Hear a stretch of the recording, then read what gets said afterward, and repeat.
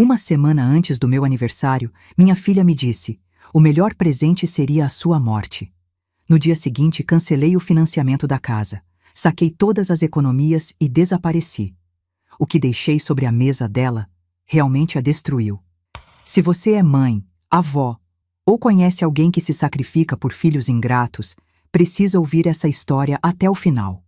Garanto que vai mudar a forma como você vê o amor familiar. Meu nome é Vera. Tenho 77 anos agora, mas quando tudo começou, eu tinha 74. Professora universitária aposentada, viúva há 12 anos, mãe de uma filha única. Durante 45 anos, guardei cada centavo da minha aposentadoria como se fosse ouro. Mais de 1,2 milhão de reais em poupança, investimentos modestos, um apartamento quitado no centro do Rio. Tudo isso para garantir que minha Patrícia nunca passasse necessidade. Olhando para trás agora, percebo que essa foi minha primeira e maior falha: confundir amor com submissão. A história que vou contar começa numa manhã de quinta-feira, 3 dias antes do aniversário de 43 anos da Patrícia. Eu estava no meu pequeno apartamento de 2 quartos no centro do Rio, aquele que comprei com o salário de professora há 30 anos, preparando o bolo de chocolate belga que ela adorava quando criança. Ou pelo menos que eu achava que ela ainda adorava. A verdade é que eu não sabia mais muita coisa sobre minha filha. Acordei às 5 da manhã, como sempre faço. Meus vizinhos já estavam acostumados com o som da minha chaleira apitando antes do sol nascer. Preparei meu café preto, sentei na varanda minúscula que dava para a rua movimentada e comecei a fazer a lista mental de tudo que precisava para o aniversário dela. O bolo custaria 450 guilders na confeitaria francesa que ela mencionou casualmente 6 meses atrás. Mãe, você precisa conhecer aquele lugar. Os doces de lá são divinos. Anotei o nome num papelzinho que guardei na carteira desde então, esperando a ocasião certa. Também tinha separado o colar de pérolas da minha mãe. 3 voltas de pérolas cultivadas, fecho de ouro branco, avaliado em 18 mil reais pelo joalheiro. Era a única herança que recebi quando ela faleceu. Patrícia sempre comentava que aquele colar combinaria perfeitamente com o vestido que usaria na festa de fim de ano da clínica dela. A clínica de estética. Aquela que eu ajudei a abrir com 280 mil reais da minha aposentadoria. É um investimento no futuro, mãe, ela tinha dito, 5 anos atrás, sentada na minha sala com aquela pasta linda de apresentação. Você vai ver, em 2 anos te devolvo tudo com juros. 5 anos depois, eu ainda esperava o primeiro pagamento. Mas naquele momento, fazendo a lista do aniversário, eu não pensava nisso. Pensava em como seria maravilhoso ver o rosto dela iluminar quando abrisse a caixa azul Tiffany onde eu tinha guardado o colar. Pensava em como ela me abraçaria, talvez com lágrimas nos olhos, dizendo: Mãe, você não precisava. Eu precisava. Ou achava que precisava. A mansão da Patrícia ficava em Búzios, a 2h30 de ônibus do Rio. Ela se mudou para lá depois que Marcelo, o terceiro marido, fechou aquele negócio grande. Nunca soube exatamente qual negócio. A casa tinha 5 suítes, piscina com vista para o mar, uma sala de jantar que cabia 14 pessoas confortavelmente. Eu tinha contribuído com 350 mil reais para a entrada. Mãe, você sabe que é praticamente sua também, ela disse quando assinaram a escritura. Suas netas vão crescer aqui, imagina as festas de Natal. As netas. Sofia e Laura, gêmeas de 14 anos. Lindas, inteligentes, sempre educadas quando me viam. Mas eu só as via, na verdade. 3, talvez 4 vezes por ano. Sempre em ocasiões formais, sempre com Patrícia supervisionando cada palavra trocada, como se tivesse medo que eu dissesse algo inadequado. Elas têm agenda cheia, mãe. Balé, tênis, inglês, preparatório. Você entende. Eu entendia. Ou fingia entender. Terminei o café, vesti minha melhor blusa, aquela azul marinho que comprei em promoção 3 anos atrás, e peguei o ônibus para a confeitaria francesa. O bolo estava perfeito. 5 camadas, chocolate 70% cacau, morangos frescos, acabamento impecável. A moça da loja colocou num suporte especial para transporte. É para alguém especial? Ela perguntou sorrindo. Minha filha, respondi orgulhosa. Aniversário de 43 anos. Que sorte a dela ter uma mãe tão dedicada, se ela soubesse. Guardei o bolo na geladeira com extremo cuidado. Ainda faltavam 3 dias, mas eu queria ter certeza de que estava perfeito. Depois, fui até o banco. Minha amiga Cecília, vizinha do apartamento 302, me encontrou no corredor quando voltei. Vera, você tá com aquela cara de quem vai fazer algo especial para Patrícia de novo, ela disse cruzando os braços. Cecília tinha 70 anos, cabelo grisalho curto e uma capacidade assustadora de ler minha mente. É o aniversário dela, Cecília. E você comprou aquele bolo caríssimo da confeitaria francesa, não foi? Desviei o olhar. Vera, ela suspirou. A última vez que você foi na casa dela, ela deixou você esperando na varanda por 2 horas porque esqueceu que você ia. Ela estava ocupada com a clínica. Ela postou foto na piscina no Instagram, enquanto você esperava na varanda. Fingi não ouvir e entrei no meu apartamento. Cecília era boa amiga, mas às vezes ela não entendia. Mães precisam ser pacientes. Mães precisam perdoar. Mães precisam estar sempre disponíveis. Ou era isso que eu repetia para mim mesma. Nos 2 dias seguintes, revisei cada detalhe. Limpei o colar de pérolas com solução especial. Embrulhei numa caixa azul linda que comprei só para a ocasião. Escrevi um cartão. Para minha filha querida, que cada pérola represente 1 ano de amor e orgulho que sinto por você. Feliz aniversário. Sua mãe que te ama infinitamente. Reli 3 vezes. Será que estava muito emotivo? Muito formal? Patrícia sempre dizia que eu era intensa demais, com demonstrações de afeto. Mas era minha filha. Como não ser intensa?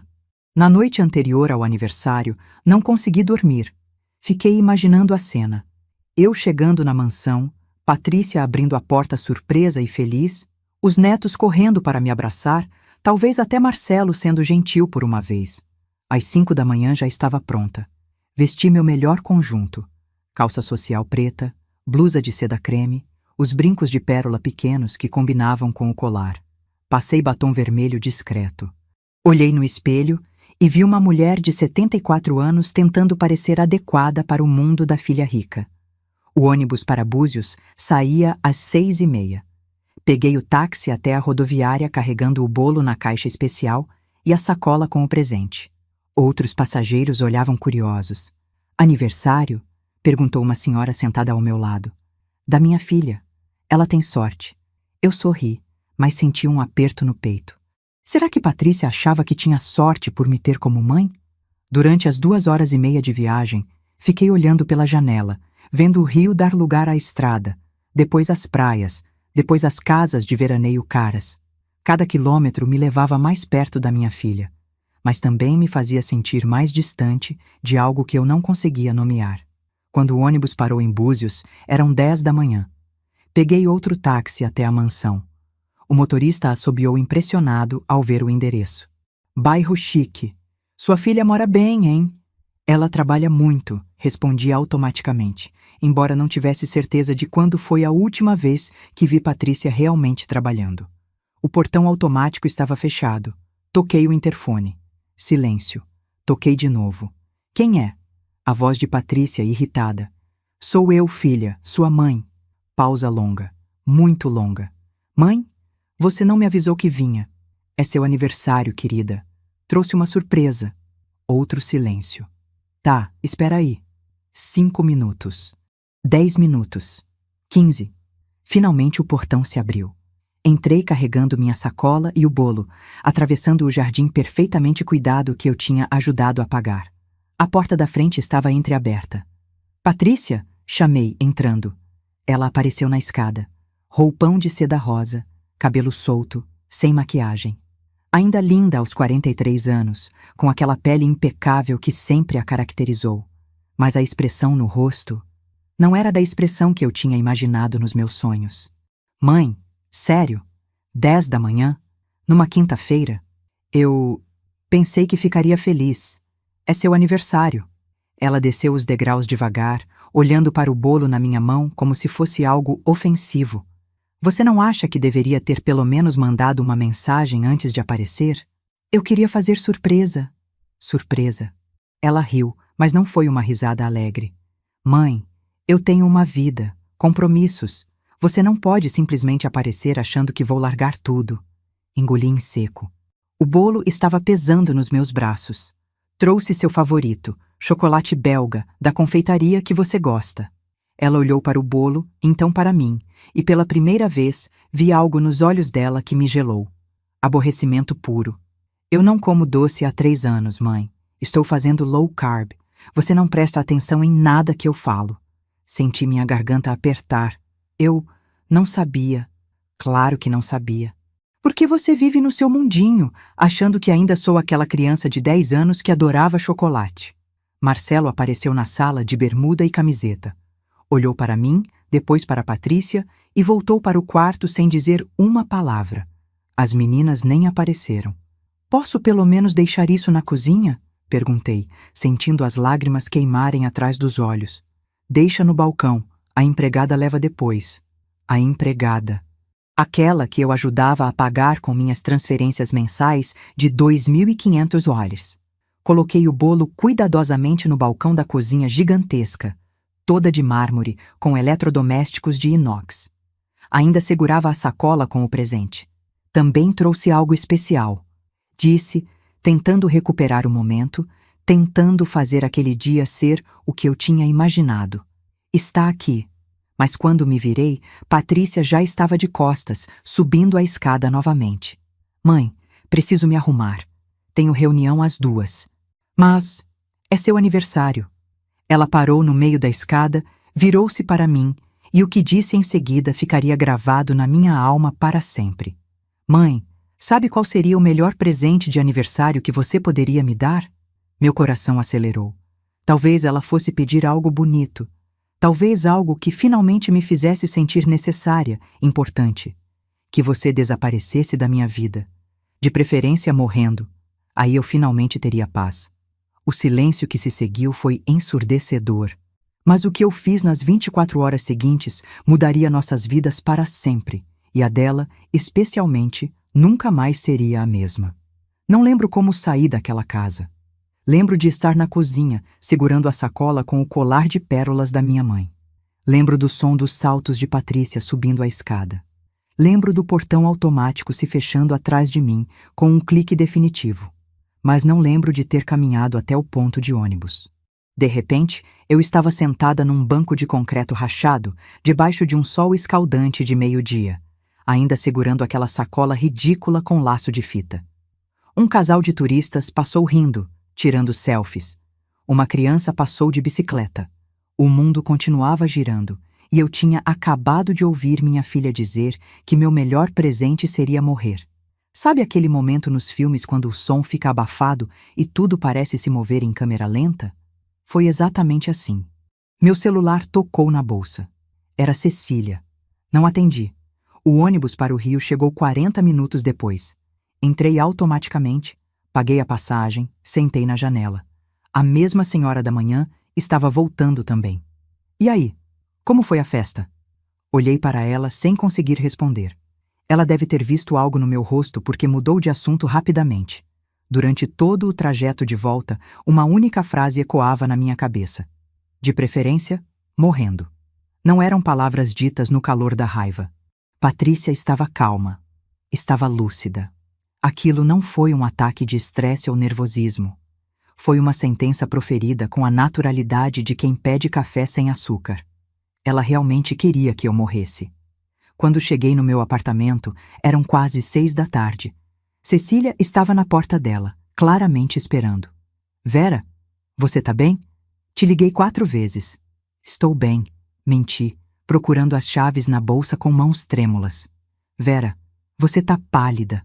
O que aconteceu? Nada. Foi bom. Ela gostou. Cecília pegou meu braço com firmeza. Entra na minha casa. Agora. Não tive forças para recusar. Sentei no sofá dela enquanto ela preparava chá de camomila. Quando colocou a xícara na minha frente, eu finalmente desabei. Contei tudo. Cada palavra. Cada detalhe daquela manhã horrível. Cecília não disse nada por um longo tempo. Quando falou, sua voz estava controlada, mas eu via a raiva nos olhos dela. Vera, você sabe o que precisa fazer, né? Não. Sim, você sabe. Mas tem medo. Bebi o chá em silêncio. Cecília tinha razão. Eu sabia exatamente o que precisava fazer. Estava apenas aterrorizada demais para admitir. Voltei para o meu apartamento às 10 da noite. Liguei o computador velho que eu mal usava e comecei a fazer algo que deveria ter feito anos atrás. Organizei todas as minhas finanças num único lugar. A conta corrente, R$ 127 mil. A poupança, R$ 310 mil. Os investimentos conservadores, R$ 583 mil. O apartamento quitado, avaliado em R$ 850 mil. Total, aproximadamente R$ 1.870.000. Então, comecei a segunda lista. A lista das transferências que fiz para Patrícia nos últimos 20 anos. Entrada da clínica, R$ 280 mil. Entrada da casa em Búzios, R$ 350 mil. Casamento com Marcelo, R$ 45 mil. Carro dela, o Mercedes, R$ 190 mil. Empréstimos de emergência, nunca pagos, R$ 337 mil acumulados em diversas transferências. Mesada mensal para ajudar com as meninas, R$ 2.500 por mês durante 14 anos, R$ 420 mil. Somei 3 vezes porque não conseguia acreditar no número. 1.622 e mil. R$ 1.622.000. Olhei para a tela do computador até os números ficarem borrados. 45 anos guardando cada centavo. 45 anos de aposentadoria investida com cuidado. 45 anos de pequenos sacrifícios. Não viajar, não reformar o apartamento, não comprar roupas novas, não me dar pequenas alegrias. Tudo para ela. E ela queria que eu morresse. Às 2 da manhã, ainda estava acordada. Peguei meu celular e abri o WhatsApp. 117 mensagens não lidas de Patrícia nos últimos 6 meses. Comecei a ler, uma por uma. Mãe, preciso de 15 mil. É urgente. Problema com o fornecedor da clínica. Mãe, você pode transferir logo? Tô com conta atrasada. Mãe, pensei que você ia transferir hoje. Que demora. Mãe, as meninas precisam de material escolar novo. 8 mil. Mãe, o Marcelo tá com um investimento sensacional, mas precisa de 50 mil até amanhã. Você pode? 117 mensagens. Nenhuma única perguntando como eu estava. Nenhuma dizendo obrigada. Nenhuma com um te amo. Apenas pedidos, demandas, ordens mal disfarçadas de necessidades. Às 4 da manhã, tomei a decisão. Se Patrícia queria que eu desaparecesse, eu ia desaparecer. Mas do meu jeito. Na manhã seguinte, sexta-feira, acordei com uma clareza mental que não sentia há anos. A dor ainda estava lá, como um peso no peito, mas havia algo mais. Determinação. Primeira parada. Meu banco. Falei com o gerente, o Sr. Oliveira, que me atendia há 15 anos. Dona Vera, que surpresa vê-la por aqui. Geralmente a senhora resolve tudo pelo app. Sr. Oliveira, preciso fechar a conta conjunta que tenho com minha filha. Ele piscou surpreso. A conta que a senhora abriu há 5 anos para facilitar as transferências? Essa mesma. Quero fechar hoje. Claro, sem problema. Mas isso significa que qualquer transferência futura precisará ser feita manualmente, com autenticação. Perfeito. É exatamente o que eu quero. Ele percebeu algo na minha voz porque não fez mais perguntas. 2 horas depois, a conta estava encerrada. Os 127 mil que estavam lá foram transferidos para uma conta nova, só no meu nome. Segunda parada, o advogado. Dr. Henrique Santos tinha escritório a 3 quadras do meu apartamento. Eu o conhecia de vista, sempre muito bem vestido, cumprimentando os vizinhos. Entrei no escritório dele sem hora marcada. Dona Vera Costa, preciso de orientação jurídica urgente. Ele me fez sentar, ofereceu café e ouviu em silêncio enquanto eu explicava a situação. Quando terminei, ele ficou alguns segundos em silêncio. A senhora é avalista da hipoteca da casa de Búzios, correto? Sim. Eles não conseguiriam um empréstimo sem minha garantia. Usei meu apartamento como caução. E a senhora tem documentação de todas as transferências financeiras que fez para sua filha? Todas. Extratos bancários, comprovantes, e-mails, mensagens. Dona Vera. Ele se inclinou para a frente. A senhora tem mais poder nessa situação do que imagina. A Casa de Búzios está legalmente atrelada à senhora. Se eles atrasarem algum pagamento, eles podem atrasar. Meu coração acelerou. Bem, dado que a senhora está, digamos, retirando o suporte financeiro, é muito provável. O estilo de vida que a senhora descreveu não parece sustentável sem sua ajuda constante. Senti algo estranho. Não era alegria, nem satisfação mesquinha. Era justiça. Finalmente, justiça. O que exatamente eu posso fazer? Dr. Henrique passou a próxima hora me explicando meus direitos. Como avalista, se houvesse 3 meses de atraso, eu poderia iniciar processo de execução da hipoteca.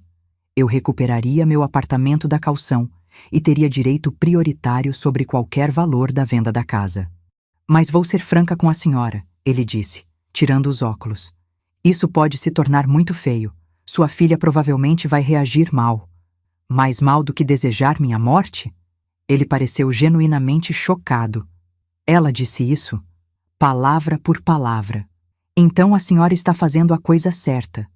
Deixe-me preparar toda a documentação. E Dona Vera, talvez seja o momento de pensar em mudar de cidade. Começar de novo, longe dessa toxicidade.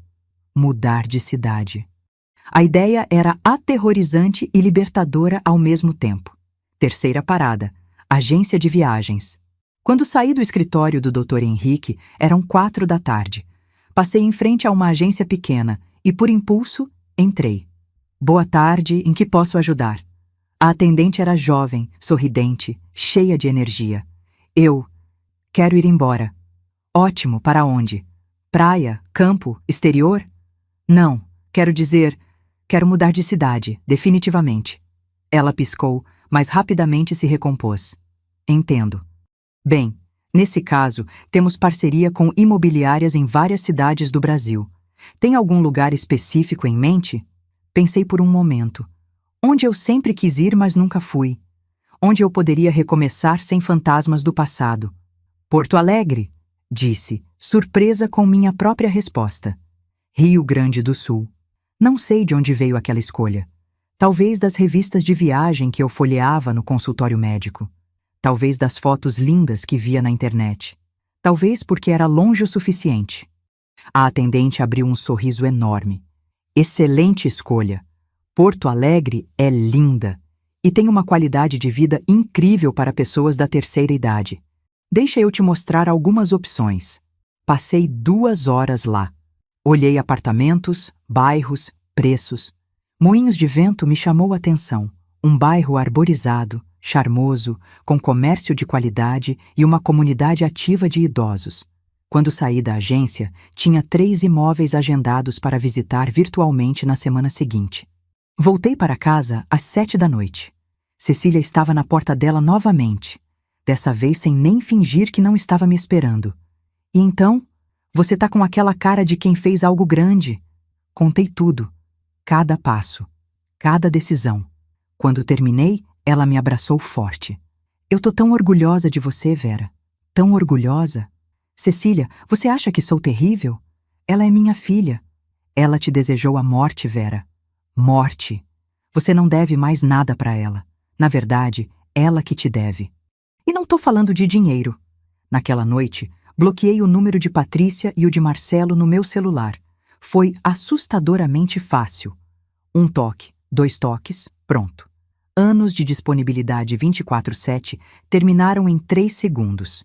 Então abri meu e-mail e escrevi uma mensagem para o Dr. Henrique. Doutor, pode iniciar todos os processos que discutimos. Também gostaria que o senhor preparasse uma carta formal para minha filha, explicando que estou encerrando todo o apoio financeiro a partir desta data. Seguem anexos todos os comprovantes de transferências dos últimos 20 anos. Gostaria que ela soubesse exatamente quanto recebi dela em todos esses anos. R$0. Cliquei em enviar antes que pudesse mudar de ideia. Depois, fiz algo que não fazia há anos. Coloquei meu pijama favorito, aquele azul desbotado, mas confortável, preparei chocolate quente e assisti a um filme bobo de comédia romântica na Netflix. Pela primeira vez em 43 anos, não estava esperando uma ligação de Patrícia. Não estava disponível para emergências dela. Não estava em alerta constante. E sabe o que foi mais assustador? Como foi fácil. Como foi libertador. Dormi aquela noite toda. 8 horas ininterruptas, sem pesadelos, sem insônia, sem acordar no meio da madrugada preocupada se Patrícia precisava de algo. Quando acordei no sábado, havia 23 ligações perdidas de Patrícia e 47 mensagens no WhatsApp que ela não sabia que eu não podia mais ver. O banco tinha ligado para ela informando o encerramento da conta conjunta. E a guerra tinha começado. Mas Patrícia não fazia ideia do que estava por vir. E quando ela descobrisse o que eu tinha preparado, bem, sua vida perfeita começaria a desmoronar peça por peça. O primeiro fim de semana da minha nova vida foi estranho, libertador e aterrorizante em medidas iguais. Sábado de manhã, Cecília tocou a campainha com pães de queijo ainda quentes. "Você não vai passar por isso sozinha", ela declarou, entrando sem convite. "Hoje vamos organizar sua vida. Vamos fazer uma lista de tudo." "Uma lista?" "Vera, você tomou a decisão mais corajosa da sua vida. Agora precisa executar direito, e eu vou te ajudar." Sentamos na minha mesinha de jantar com café, pães de queijo e meu notebook velho. Cecília abriu uma planilha e começou. Primeira pergunta: "Você realmente quer ir para Porto Alegre?" Pensei por um momento. A resposta veio mais fácil do que esperava. "Sim, quero muito."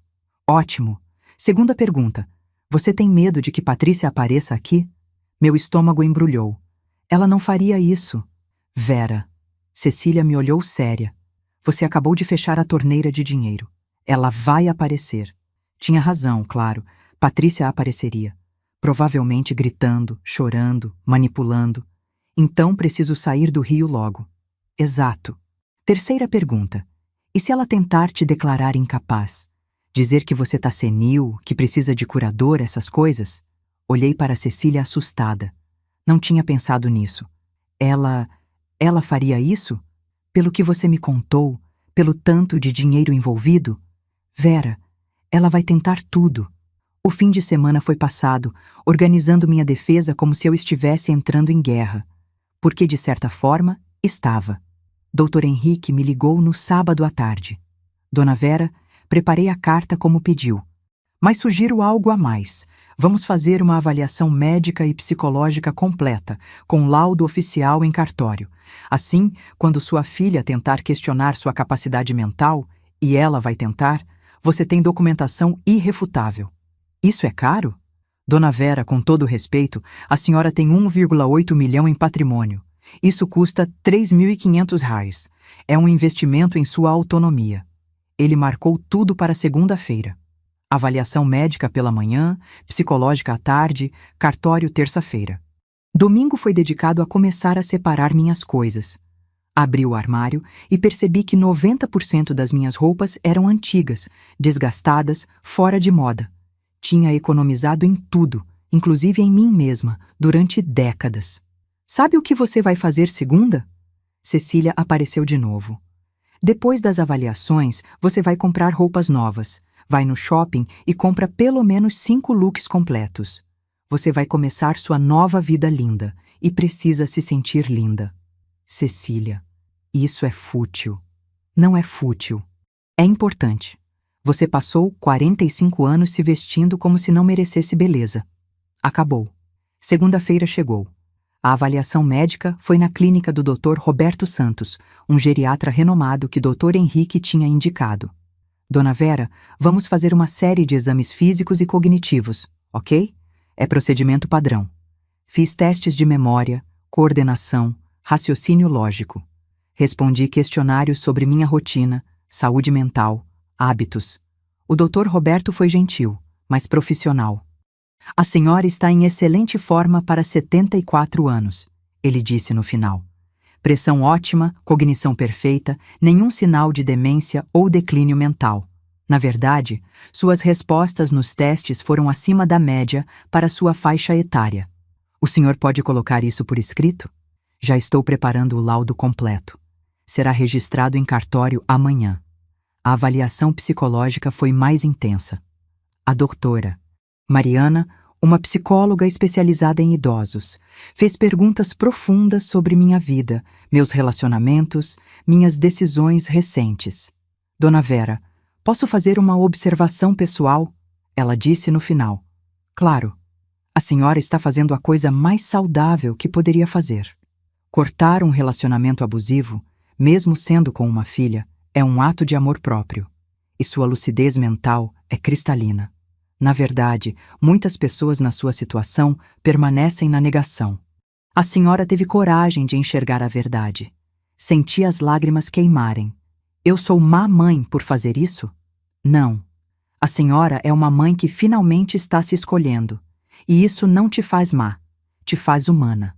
Quando saí do consultório dela, tinha um laudo completo atestando minha perfeita saúde mental, capacidade de decisão e ausência total de sinais de coerção ou manipulação externa. Então fui ao shopping, como Cecília tinha mandado. Foi estranho entrar nas lojas sabendo que podia comprar o que quisesse. Durante anos, eu passava em frente às vitrines, via roupas bonitas e automaticamente pensava, muito caro, melhor guardar o dinheiro. Mas para quê? Para Patrícia gastar em bolsas de grife? Entrei numa loja de roupas femininas, dessas modernas mais elegantes. Posso ajudar? Uma vendedora se aproximou. Eu preciso de roupas novas. Tudo. Vou mudar de cidade e quero começar de novo. Ela sorriu. E por 2 horas me ajudou a escolher. Calças bem cortadas, blusas coloridas, um blazer lindo vermelho cereja, sapatos confortáveis mais elegantes, até lingerie nova. Quando fui ao caixa, tremi ao ver o total. R$ 4.700. Mas respirei fundo e passei o cartão. Era meu dinheiro, minha vida, minha escolha. Voltei para casa carregando sacolas e encontrei Cecília no corredor. Deixa eu ver. Ela arrancou as sacolas de mim e começou a tirar as peças. Vera, que lindas! Você tem que experimentar tudo agora. Passei as próximas horas fazendo um desfile de moda particular no meu apartamento. Cecília batia palmas, tirava fotos, dava palpites. Me senti ridícula e maravilhosa ao mesmo tempo. Sabe quando foi a última vez que comprei roupa nova? Perguntei. Quando? 3 anos atrás. Uma blusa em promoção, por R$ 39,90. Cecília ficou séria. E aposto que naquele mesmo mês você transferiu sei lá quantos mil para Patrícia. Não respondi porque ela tinha razão. Na terça-feira, fui ao cartório com o Dr. Henrique registrar todos os laudos. Agora tinha documentação oficial, registrada, incontestável, de que estava em perfeito juízo, plena capacidade mental e tomando decisões de forma autônoma e consciente. Agora vamos para a parte que sua filha vai odiar, Dr. Henrique disse, sorrindo de forma não muito profissional. A carta.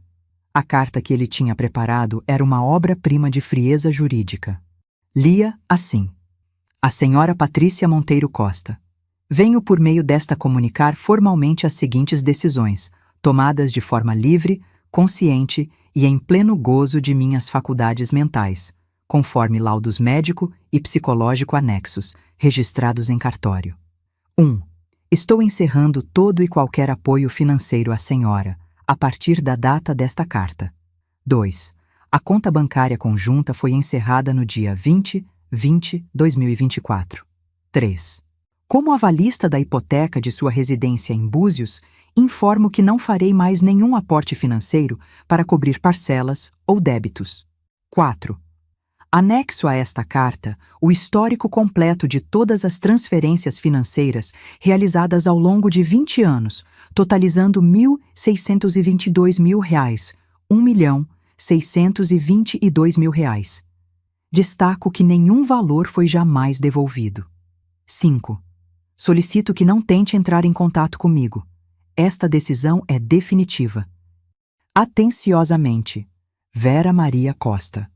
É forte, comentei. É necessário. E Dona Vera, há mais uma coisa que precisamos discutir.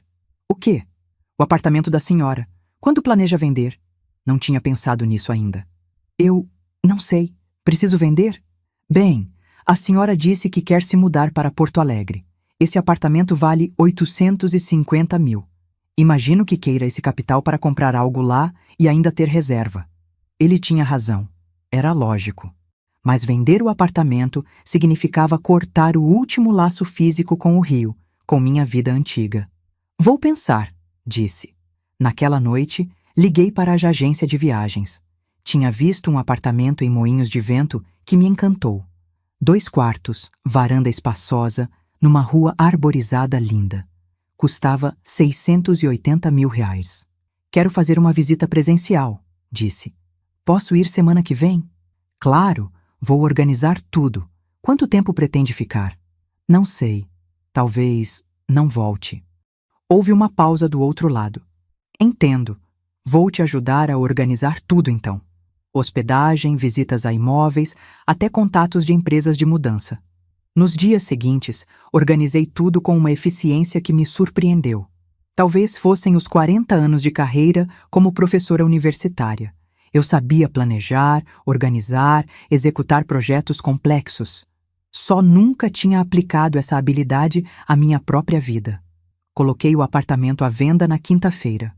Um corretor veio avaliar. Localização ótima, bem conservado, sem dívidas. Consigo vender em menos de um mês com a senhora morando pelo preço que pediu. Perfeito. Comprei passagem para Porto Alegre para a segunda-feira seguinte.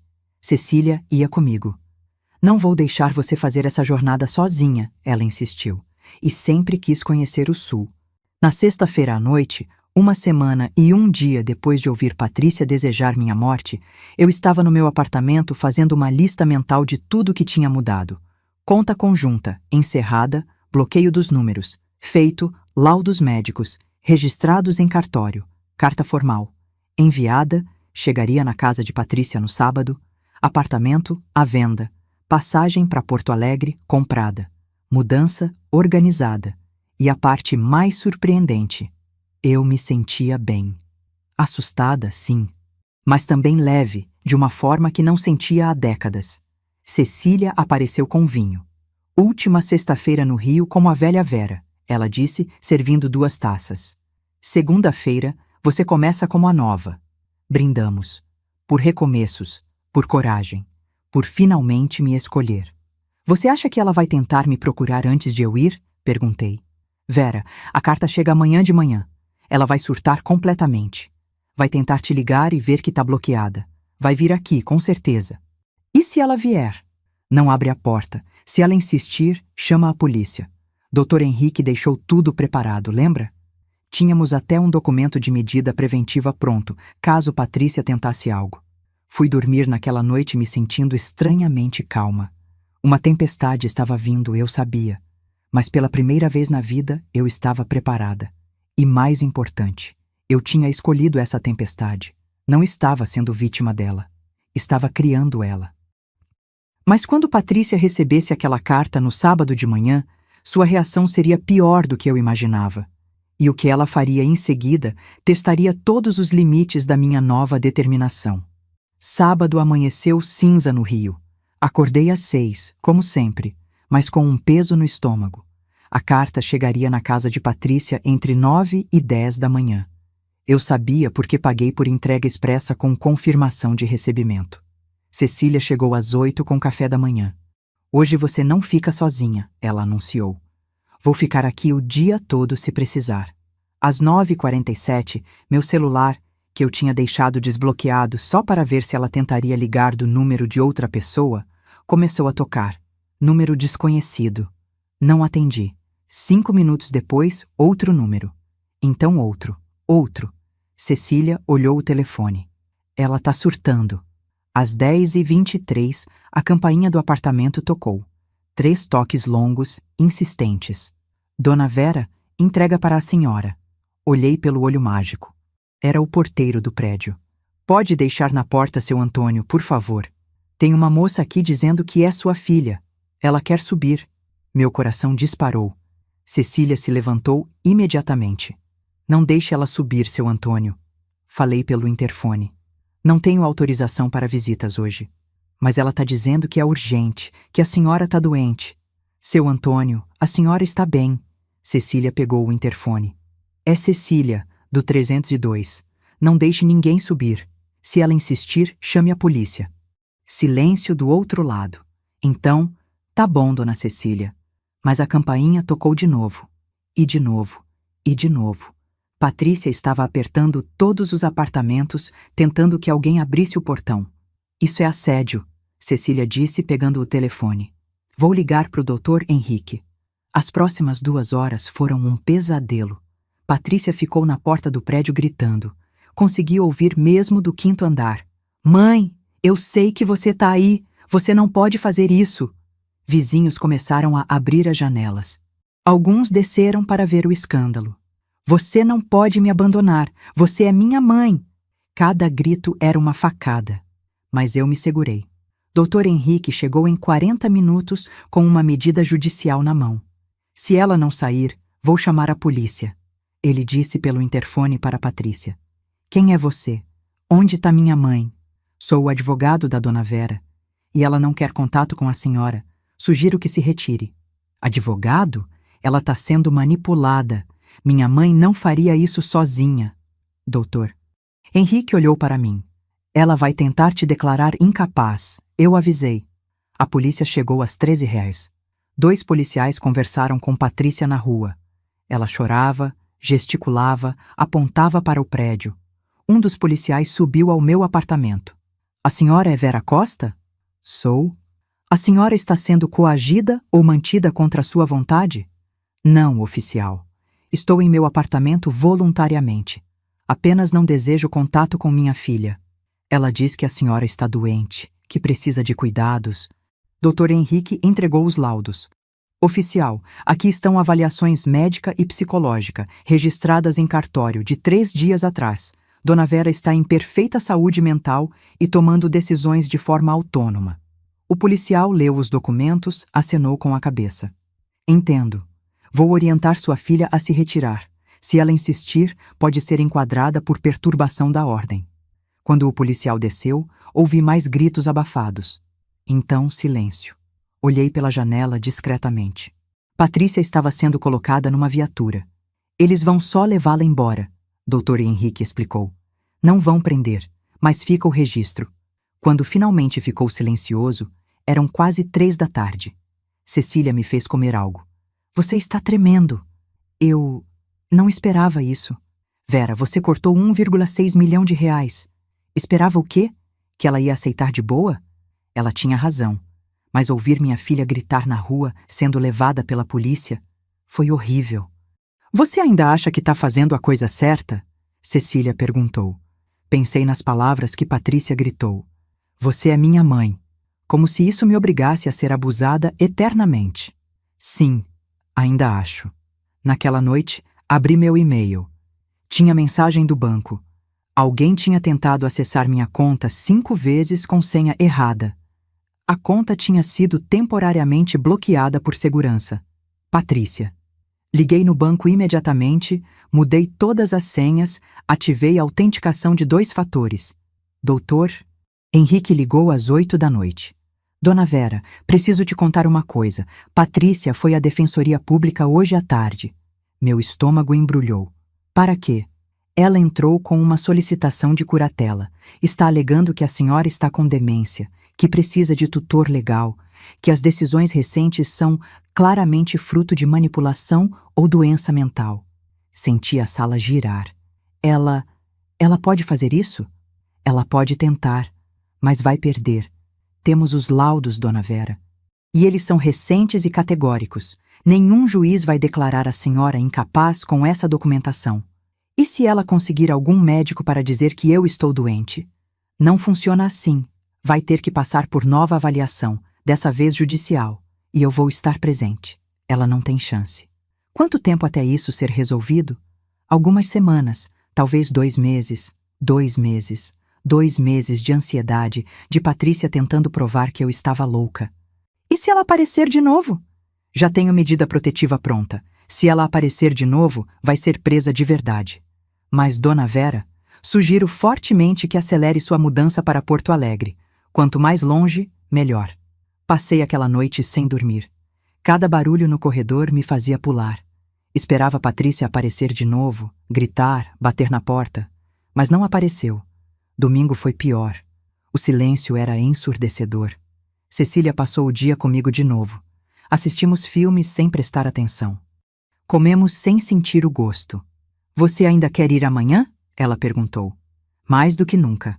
Naquela noite, arrumei minha mala. Roupas novas, documentos importantes, joias da família, fotos antigas que não queria deixar para trás. O colar de pérolas da minha mãe ainda estava na sacola, intocado desde aquele dia horrível. Peguei ele com cuidado. Era lindo. Merecia alguém que o apreciasse. Decidi que iria vendê-lo em Porto Alegre e doar o dinheiro para alguma instituição de apoio a idosos em situação de abuso. Às 11 da noite, recebi um e-mail. Remetente, Marcelo. Meu coração acelerou. Abri. Dona Vera. Sei que a senhora bloqueou Patrícia e não quer contato. Entendo. Mas preciso que saiba. Estou com problemas sérios. Um investimento deu muito errado. Perdi R$750 mil. Não conseguimos pagar a prestação da casa esse mês. Nem o próximo. O banco já mandou notificação. Patrícia não quer que eu diga isso, mas estamos desesperados. Ela acha que se provar que a senhora está doente, consegue acesso às suas contas. Eu só quero que saiba que... Eu sei que falhamos com a senhora. Eu sei que sempre dependemos demais. E agora vamos pagar o preço. Se a senhora não voltar atrás, vamos perder a casa. Marcelo. Li 3 vezes. Ele estava me dizendo que Patrícia estava tentando me declarar incapaz para ter acesso ao meu dinheiro. Não por preocupação comigo. Por ganância. E ele estava me avisando sobre a prestação atrasada. Provavelmente porque sabia que, como avalista, eu descobriria de qualquer forma. Respondi. Marcelo, agradeço a honestidade. Não vou voltar atrás. E quanto à casa, tomarei as medidas legais cabíveis quando chegar o momento. Espero que vocês encontrem uma forma de resolver isso sem depender de dinheiro que nunca foi de vocês. Vera. Enviei antes que pudesse me arrepender. Então liguei para doutor. Henrique, mesmo sendo quase meia-noite. Dona Vera, tudo bem? Eles atrasaram a prestação da casa. Já? Sim. E vão atrasar a próxima também, segundo Marcelo. Ouvi ele digitando algo.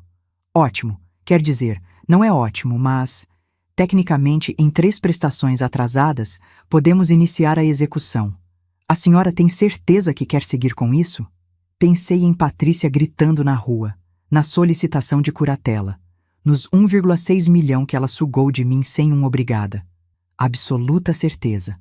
Então, na segunda-feira, inicio os procedimentos. A casa vai ser executada, o banco vai receber o que é dele e a senhora, como avalista e dona da entrada substancial, vai receber prioridade no que sobrar. Provavelmente uns 400 mil limpos. E eles? Vão ficar sem a casa. Vão ter que alugar algo bem mais modesto. As meninas provavelmente vão ter que mudar de escola. Senti uma pontada de culpa pensando nas netas. As meninas, elas não têm culpa disso. Não têm. Mas também não é responsabilidade da senhora se sacrificar para que elas mantenham um estilo de vida de luxo às suas custas. Dona Vera, crianças sobrevivem em casas menores. O que não sobrevive é a dignidade de uma mulher que passa a vida sendo explorada. Ele tinha razão. Pode tocar para frente. Mais uma coisa. Sugiro que a senhora vá para Porto Alegre e não diga a ninguém seu endereço lá. Apenas eu e Cecília. Até isso se resolver. Já estava planejando isso. Na segunda-feira de manhã, acordei com uma clareza que não sentia há dias. Hoje eu ia embora. Hoje eu começava de novo. Cecília e eu pegamos o táxi para o aeroporto às 10 da manhã. Olhei pela janela traseira enquanto nos afastávamos do prédio. Minha casa por 30 anos. Minha vida por 74 anos. Mas não era mais minha vida. Aquela Vera tinha morrido naquele dia em Búzios. E uma nova estava nascendo. Pandu. E quando finalmente pisei em Porto Alegre, não imaginava que minha história estava apenas começando. O que descobri nos meses seguintes transformaria não apenas minha vida, mas a vida de milhares de outras mulheres. O avião pousou em Porto Alegre às 3 da tarde. O ar frio do sul me atingiu assim que saímos do aeroporto, e eu não tinha trazido o casaco adequado. Cecília riu. Bem-vinda ao Rio Grande do Sul. Aqui é frio de verdade, não essa moleza do Rio. Pegamos um táxi para o hotel que a agência tinha reservado. Um lugar simples, mas aconchegante no bairro Moinhos de Vento, exatamente onde eu queria morar. No caminho, olhei pela janela fascinada. Porto Alegre era diferente do Rio de todas as formas possíveis. Arquitetura europeia, ruas arborizadas, um ritmo mais calmo. As pessoas pareciam mais tranquilas, menos apressadas. Gostou? Cecília perguntou. Muito. Fizemos check-in e subimos para o quarto. Assim que entramos, me joguei na cama. Conseguimos, Cecília. Eu realmente fugi. Você não fugiu. Você escolheu. Tem diferença. Passamos aquela tarde explorando o bairro a pé. Moinhos de Vento era encantador. Casas antigas bem preservadas, cafés charmosos, parques verdejantes. Passamos por uma praça onde um grupo de pessoas da terceira idade fazia caminhada com bastões. Olha que legal, Cecília apontou. Você podia participar. Uma mulher do grupo nos viu olhando e acenou. Vocês são novas aqui? Querem se juntar? É o grupo de caminhada nórdica para a terceira idade. Toda segunda, quarta e sexta, 5 da tarde. Nós somos turistas, comecei a responder. Mas eu vou morar aqui. As palavras saíram antes que eu pudesse pensar. Ah, que ótimo! Qual seu nome? Vera. Eu sou Luísa. Quando você se mudar, vem fazer parte do grupo. É maravilhoso e conhecemos muita gente legal. Trocamos números. Era estranho fazer uma amiga nova aos 74 anos, mas era bom também. Na terça-feira começamos a ver apartamentos. O primeiro era pequeno demais, o segundo, escuro, o terceiro, no preço errado. Mas o quarto me deixou sem fala. Ficava num prédio de apenas 3 andares, estilo europeu, na rua Padre Chagas. Segundo andar, 2 quartos amplos, sala com pé direito alto e janelões enormes dando para uma rua arborizada linda. A cozinha era espaçosa, o banheiro tinha banheira e a varanda era perfeita. Consegue se ver morando aqui? A corretora perguntou. Conseguia. Perfeitamente. Quanto? 680 mil. Documentação toda em dia, IPTU baixo, condomínio 580 reais. Olhei para Cecília. Ela sorriu. Acho que encontramos. Fechei o negócio naquele dia. Pagaria à vista assim que meu apartamento no Rio fosse vendido. A corretora me garantiu que poderia alugar por 1 mês enquanto isso. Pronto, disse Cecília aquela noite no hotel. Você tem uma casa nova. Agora precisa de uma vida nova. Nos dias seguintes conheci Porto Alegre. Cecília foi minha guia e companheira. Fomos ao Parque Farroupilha, à Redenção, ao Mercado Público. Comemos churrasco de verdade, tomamos chimarrão, compramos roupas de frio e, aos poucos, comecei a me sentir leve. Pela primeira vez em décadas, não tinha que me preocupar com quando Patrícia ia ligar pedindo dinheiro. Não tinha que estar disponível 24/7. Não tinha que ser a mãe perfeita e infinitamente generosa. Podia ser apenas Vera. Na sexta-feira, fui à primeira reunião do grupo de caminhada. Luísa me recebeu de braços abertos. Vera, você voltou! Vem conhecer o pessoal! Eram 12 pessoas no total, todas entre 65 e 78 anos. Homens e mulheres, todos ativos, animados, fazendo planos para viagens, falando de livros, de filmes, de netos. Durante a caminhada, Luísa veio ao meu lado. Então, o que te trouxe para Porto Alegre? A pergunta que eu temia. Mas havia algo no jeito dela, na abertura genuína, que me fez responder honestamente. Precisava recomeçar, longe da minha família. Entendo, ela disse, e o tom dela me fez olhar para ela. Havia compreensão real ali. Filhos? Filha. Ah, ela acenou com a cabeça. Eu sei como é. Tenho 3 filhos. 2 deles passaram 20 anos me sangrando financeiramente. Até eu ter um colapso nervoso e meu médico me dizer: ou você corta esses filhos da sua vida, ou eles vão te matar. Parei de andar. Você cortou contato com seus filhos? Com 2 deles. Faz 5 anos. Melhor decisão que já tomei. O terceiro, o caçula, ele sempre foi diferente. Mas os outros 2, era só exploração. Mãe, preciso de dinheiro para isso, para aquilo. Nunca um obrigado. Nunca um te amo de verdade. Só quando precisavam de algo. As lágrimas vieram do nada. Ali, no meio de um parque em Porto Alegre, com uma mulher que conhecia há 5 dias, desabei. Ela disse que queria que eu morresse. Luísa me abraçou ali mesmo. E você teve coragem de partir. Você é incrível, Vera. Passamos o resto da caminhada conversando. Luísa me contou sua história. 25 anos casada com um homem violento, 3 filhos, 2 deles herdaram a crueldade do pai. Ela aguentou até os 71 anos, quando finalmente teve coragem de mudar de vida. Agora moro sozinha num apartamento pequeno, mas é meu. Tenho meus hobbies, meus amigos, minha vida. E sabe o que é melhor? Não peço permissão para ninguém. Você não sente culpa? Todos os dias. Mas sabe o que sinto mais forte que a culpa? Alívio. Naquela noite, recebi e-mail do corretor do Rio. Tinham uma proposta pelo meu apartamento. 820 mil à vista. Comprador pronto. Menos que o valor de mercado. Mais rápido. Aceitei. Também recebi e-mail de Dr. Henrique. Dona Vera. Patrícia retirou o pedido de curatela.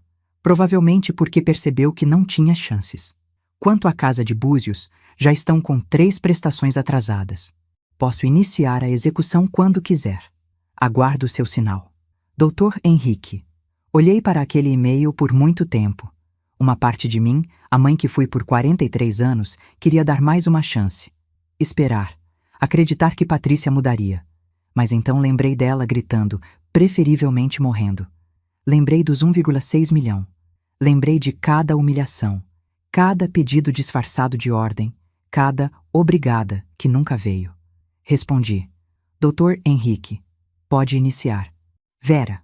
Cecília voltou para o Rio na semana seguinte. Ela tinha sua própria vida, seu marido, seus netos. Mas antes de ir, me abraçou forte. Você vai ficar bem, você vai ser feliz, e eu vou visitar sempre. Obrigada por tudo, Cecília. Não precisa agradecer. Amigas fazem isso. Quando ela foi embora, me vi sozinha pela primeira vez em Porto Alegre. Sozinha de verdade, sem Cecília, sem Patrícia, pela primeira vez em 43 anos, sem a vida antiga. Deveria me sentir assustada, mas me senti livre. Nos meses seguintes, construí uma rotina. Caminhadas 3 vezes por semana com o grupo. Aulas de pintura às terças, clube de leitura às quintas, voluntariado num abrigo de animais aos sábados. Fiz amigos, verdadeiros amigos, que me convidavam para almoços porque gostavam da minha companhia, não porque precisavam de algo. Meu apartamento no Rio foi vendido. Comprei o de Porto Alegre à vista e ainda me sobraram 140 mil reais de reserva. A casa de Búzios entrou em execução judicial. Patrícia tentou contestar, mas não tinha como. 3 prestações atrasadas. Documentação clara. Em dezembro, a casa seria leiloada. E eu comecei a escrever. Foi Luísa quem sugeriu. Vera, sua história é poderosa. Você deveria escrever sobre isso. Ajudaria outras mulheres. Eu não sou escritora. Não precisa ser. Só precisa ser honesta. Comecei escrevendo para mim mesma. Um diário. Mas aos poucos virou algo maior.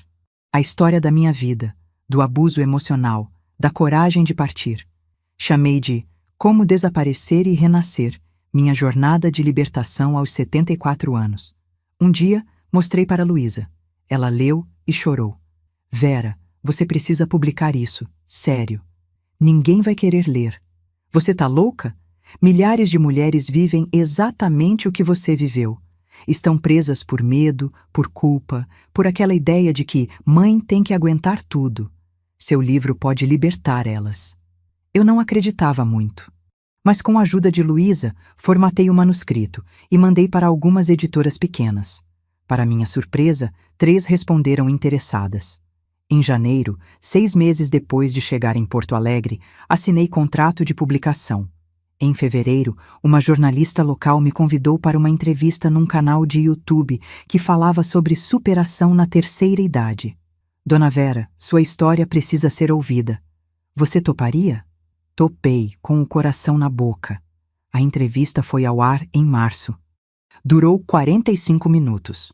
Contei tudo: os anos de abuso financeiro, o desejo de morte da Patrícia, minha fuga para Porto Alegre, minha nova vida. Qual conselho você daria para mulheres na mesma situação? A jornalista perguntou no final. Olhei direto para a câmera.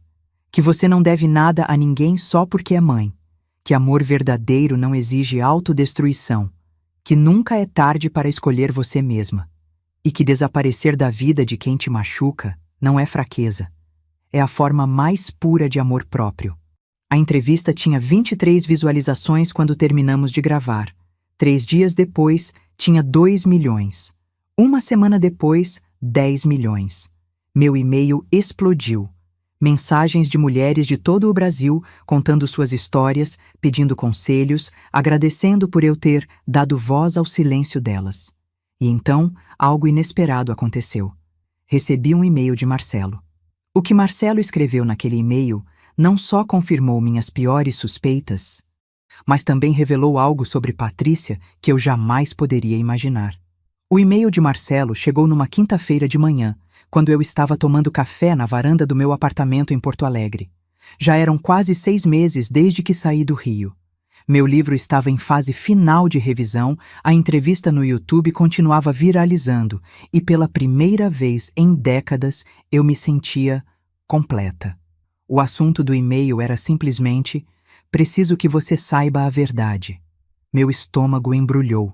Quase deletei sem ler, mas algo me fez abrir. Vera, assisti sua entrevista. Patrícia ainda não sabe que eu vi, mas preciso falar. Você tem razão sobre tudo. Sobre o abuso, a manipulação, a ingratidão. Eu fui cúmplice disso tudo e me envergonho profundamente. Mas há algo que você não sabe. Algo que Patrícia escondeu de todo mundo, até de mim por muito tempo. Ela te odeia. E não é um ódio que começou agora ou por causa do dinheiro.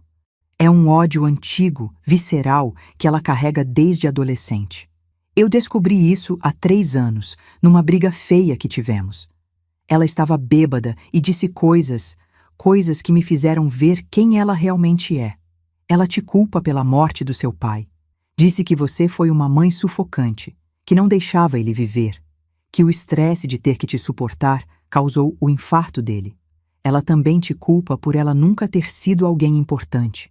Nas palavras dela, minha mãe era a professora brilhante da universidade. Todo mundo a admirava. Como eu poderia competir com isso? O dinheiro que ela pedia não era necessidade, era punição.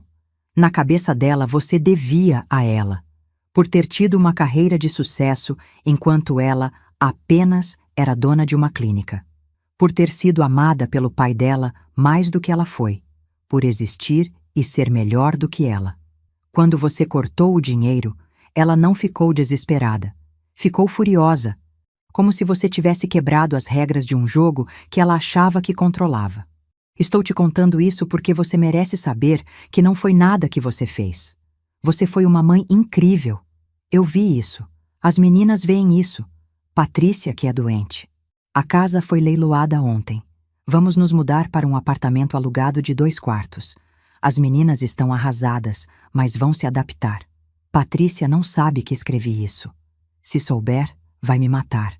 Mas não me importo mais. As meninas pediram seu contato. Querem falar com você.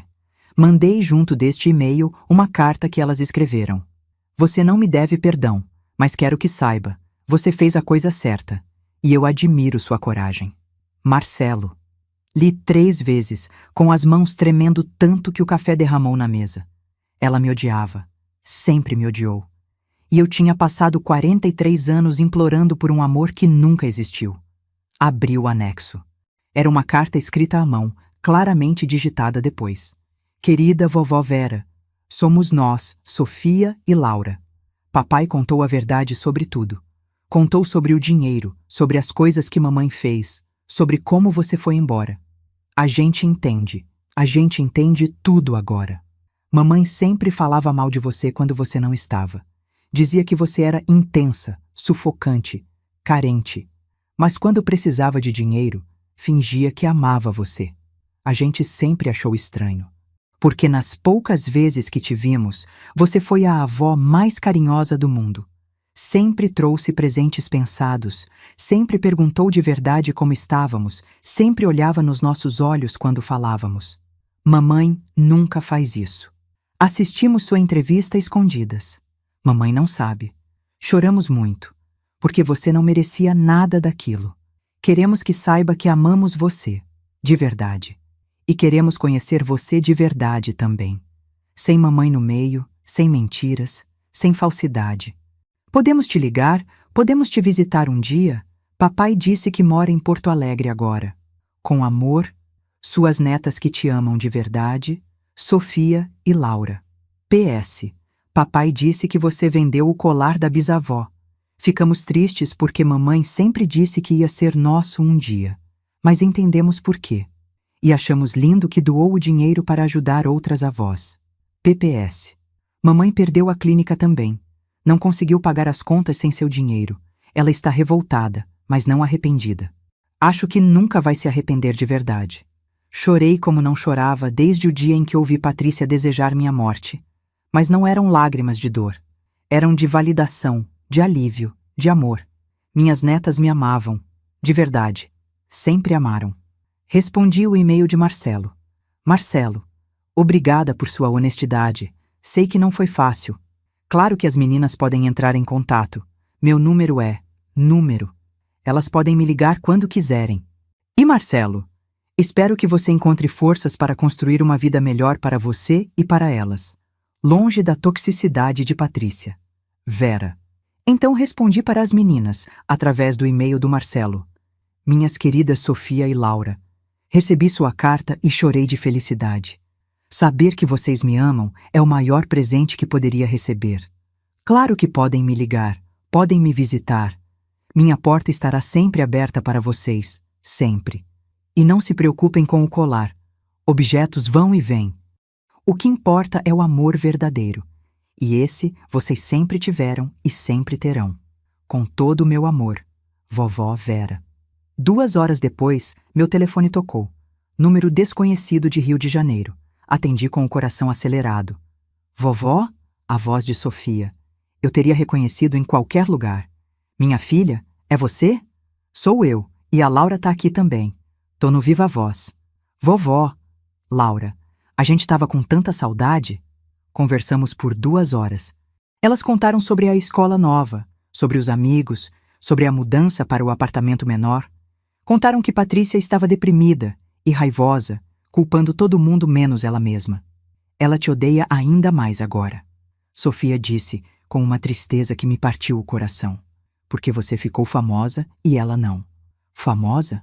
Vovó, sua entrevista tem quase 20 milhões de visualizações. Você não viu? Não tinha visto. Tinha parado de checar depois dos primeiros milhões. E tem uma página no Instagram que compartilhou sua história. Tem 500 mil seguidores e está cheia de mulheres contando histórias parecidas. Você virou símbolo de libertação para mulheres mais velhas. Quando desliguei, estava tonta. Abri o Instagram, que mal usava, e procurei. Lá estava. A Mulheres que Renasceram. Uma página dedicada a compartilhar histórias de mulheres mais velhas que se libertaram de relacionamentos abusivos. E minha história era a primeira, a que tinha iniciado tudo. Tinha milhares de comentários. Minha mãe vive exatamente isso com meu irmão. Vou mostrar essa história para ela. Eu tinha 67 anos quando cortei minha filha da minha vida. Achei que era má. Agora sei que fui corajosa. Estou chorando. É como se ela tivesse contado minha história. Tenho 71 anos e acabei de bloquear meu filho depois de assistir isso. Obrigada por me dar coragem. No dia seguinte, recebi ligação de uma editora grande de São Paulo. Dona Vera, somos da editora Planeta. Vimos que você já tem contrato com uma editora menor, mas gostaríamos de propor algo maior. Um lançamento nacional, distribuição em todas as grandes livrarias, campanha de marketing completa. Acreditamos que seu livro pode ser um best-seller. Eu já tenho compromisso. Entendemos. Mas e se conseguíssemos liberar você desse contrato e oferecermos algo muito melhor? Estamos falando de adiantamento de direitos autorais de R$150 mil. R$150 mil. Por um livro que eu escrevi apenas para processar minha dor. Preciso pensar. Conversei com a editora menor. Eles foram incríveis. Dona Vera, isso é uma oportunidade que não podemos oferecer. Por favor, aceite. Sua história merece o maior alcance possível. E vamos liberar você do contrato sem problemas. Em abril, assinei com a editora Planeta. Em maio, meu livro foi lançado simultaneamente em e-book e físico. Na primeira semana, vendeu 45.000 cópias. Na segunda, 120.000. Em junho, era o livro de não ficção mais vendido do Brasil. E então veio o convite que mudaria tudo. Uma produtora de São Paulo queria fazer um documentário sobre minha história. Não apenas minha, mas de várias mulheres que viveram situações parecidas. Queremos que você seja a narradora, Dona Vera, o rosto desse movimento. Movimento? Sim, o movimento de libertação de mulheres mais velhas. Você não percebe, mas está liderando uma revolução silenciosa. Aceitei. As filmagens começaram em julho. Viajei pelo Brasil inteiro entrevistando mulheres. Avós que foram abusadas por filhos, mães que foram exploradas financeiramente, viúvas que foram manipuladas emocionalmente. Cada história me partia o coração. E me curava ao mesmo tempo. Em agosto, recebi outro e-mail de Marcelo. Vera. Patrícia viu uma reportagem sobre seu livro na TV. Estava no salão de beleza, que ela insiste em frequentar mesmo sem dinheiro, vai entender. Ela voltou transtornada. Gritando, quebrando coisas. Disse que você a expôs para o Brasil inteiro, que destruiu a reputação dela, que vai processar você. O advogado que ela consultou, de graça pela defensoria, disse que ela não tem caso. Você não citou o nome real dela no livro, não mentiu sobre nada, e tem documentação de tudo. Ela está, não sei nem descrever, consumida pela raiva, pelo ódio, mas também, acho que pela primeira vez na vida, pela vergonha. Porque todo mundo que nos conhece já leu o livro. Todo mundo sabe. As mães da escola das meninas, os funcionários da antiga clínica, os vizinhos em Búzios, todo mundo sabe que ela foi uma filha horrível e que você foi uma mãe incrível que finalmente se salvou. As meninas estão bem. Mais leves, na verdade. Sem o peso da mansão, sem a pressão da vida de aparências. Elas me disseram que querem te visitar nas férias de dezembro. Pode ser? Marcelo. Respondi que sim, claro, seria maravilhoso. Então fiz algo que não fazia há meses. Procurei Patrícia nas redes sociais. Ela tinha mudado a foto de perfil. Não era mais nenhuma imagem da mansão ou do estilo de vida luxuoso. Era uma selfie simples, num apartamento claramente modesto. A bio dizia, recomeçando. Olhei para aquilo por muito tempo.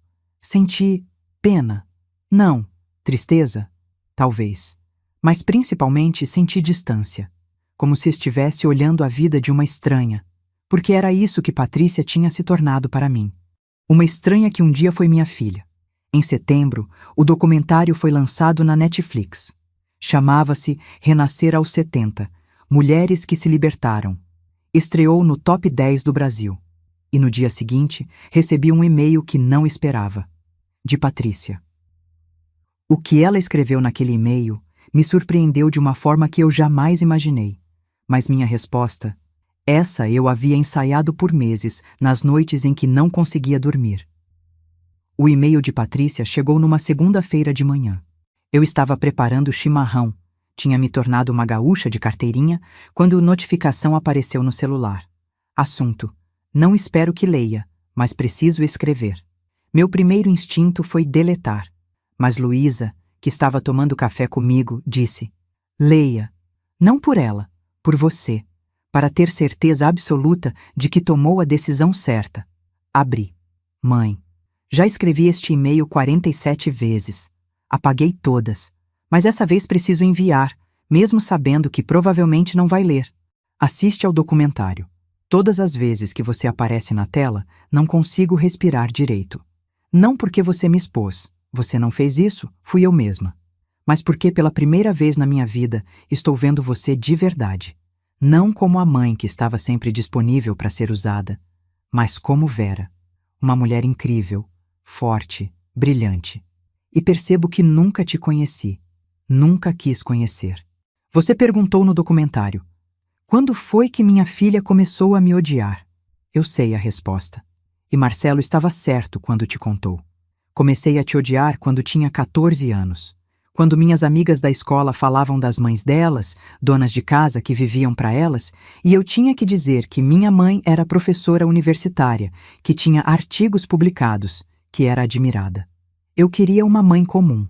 Uma mãe que fosse menor que eu. Uma mãe que eu o pudesse proteger, não uma mãe que não precisava de mim. Quando papai morreu, foi pior. Porque você continuou forte, continuou trabalhando, vivendo, crescendo, e eu te odiei por isso, por não desmoronar, por não precisar que eu te salvasse. Então comecei a pedir dinheiro. Não porque precisava, mas porque era a única forma de te fazer precisar de mim, de alguma forma invertida e doente. E quanto mais você dava, mais eu te odiava, porque você nunca dizia não. Nunca estabeleceu limites, e isso me fazia sentir que eu era um poço sem fundo de necessidades que você supria por obrigação, não por amor. Eu sei. É doente. É absurdo. Você deu tudo e eu transformei isso em ressentimento. Quando você foi embora, eu entrei em pânico.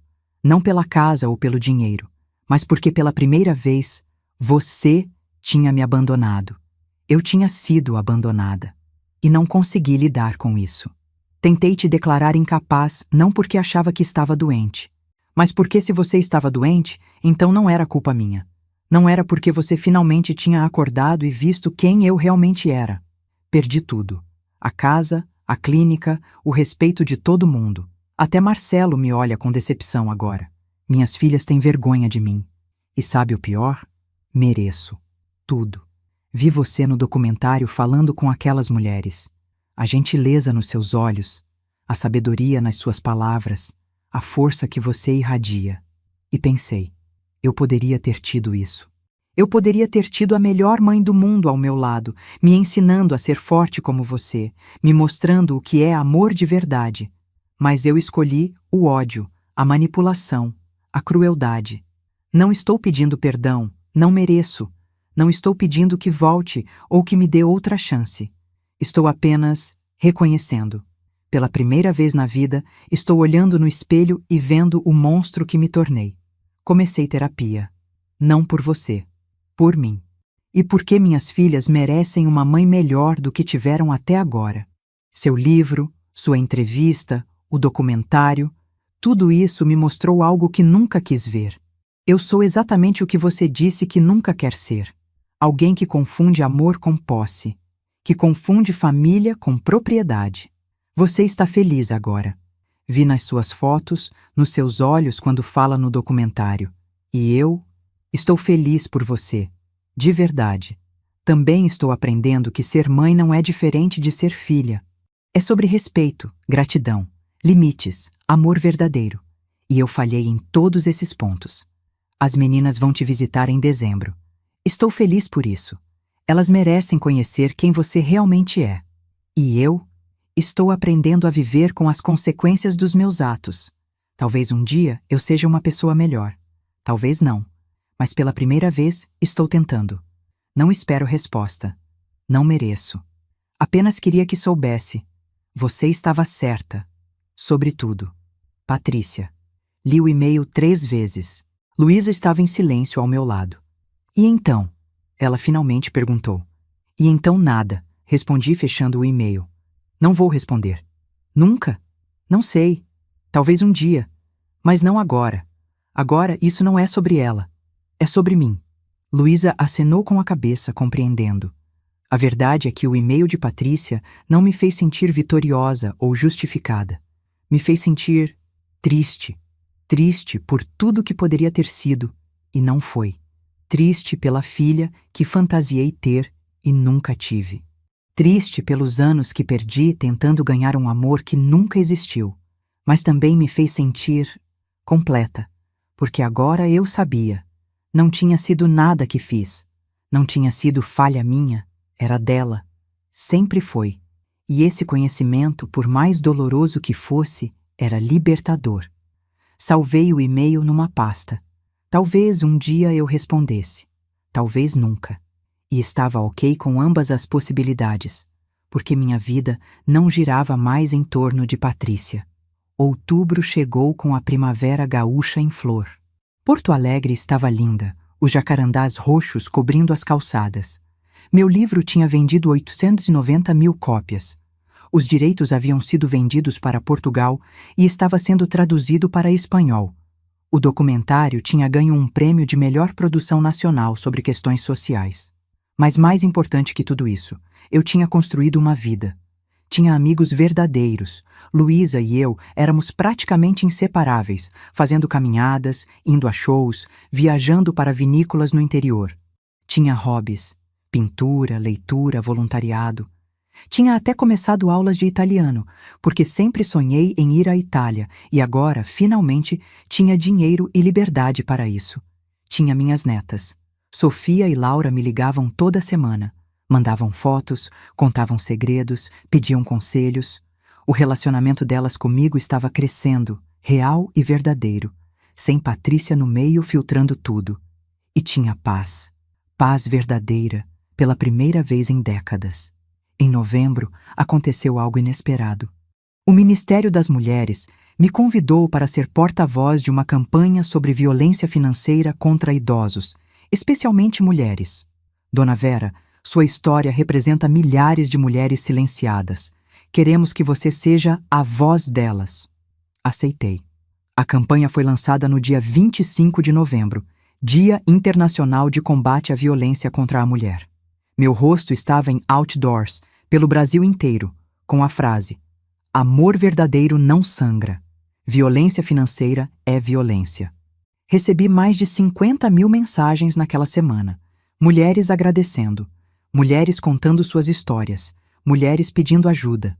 Criei, com a ajuda de advogados e psicólogos, uma rede de apoio gratuita para mulheres mais velhas em situação de abuso financeiro familiar. Um WhatsApp onde elas podiam pedir orientação, desabafar, receber apoio. Em um mês, tínhamos 12.000 mulheres na rede. Dezembro chegou. E com ele, minhas netas. Marcelo as trouxe num voo direto do Rio. Quando as vi no aeroporto, carregando mochilas e sorrindo, meu coração quase explodiu. Vovó! Elas correram e me abraçaram com uma força que me fez cambalear. Minhas meninas, como cresceram! Elas tinham 15 anos agora.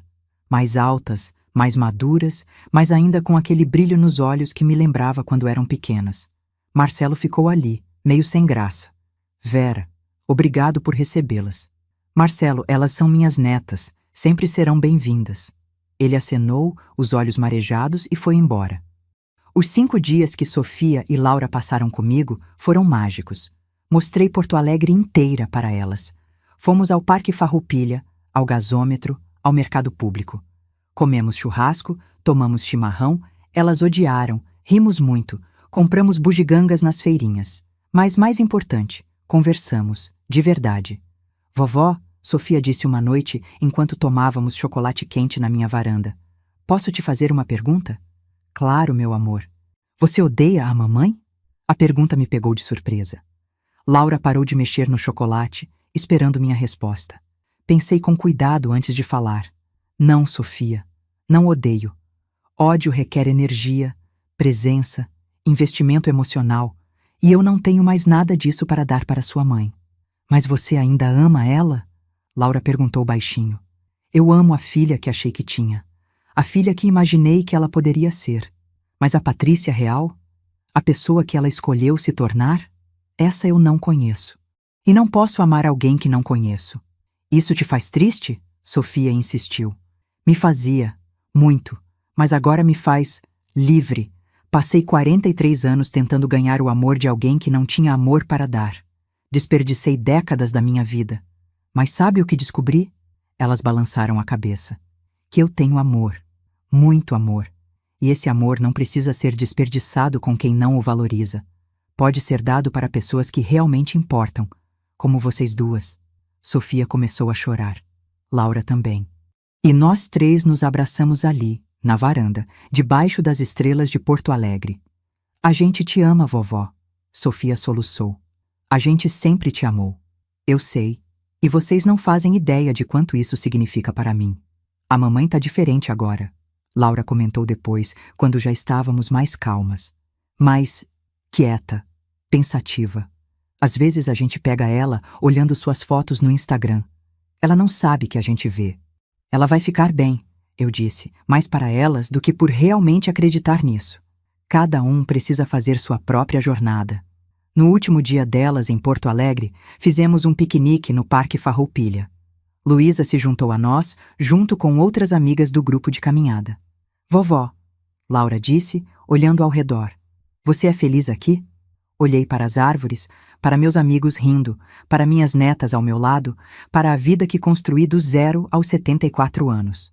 Sabe, Laura, eu sou mais do que feliz. Eu sou livre, e liberdade, descobri, é a base de toda a felicidade verdadeira. Quando as deixei no aeroporto, choramos todas. Mas não eram lágrimas tristes.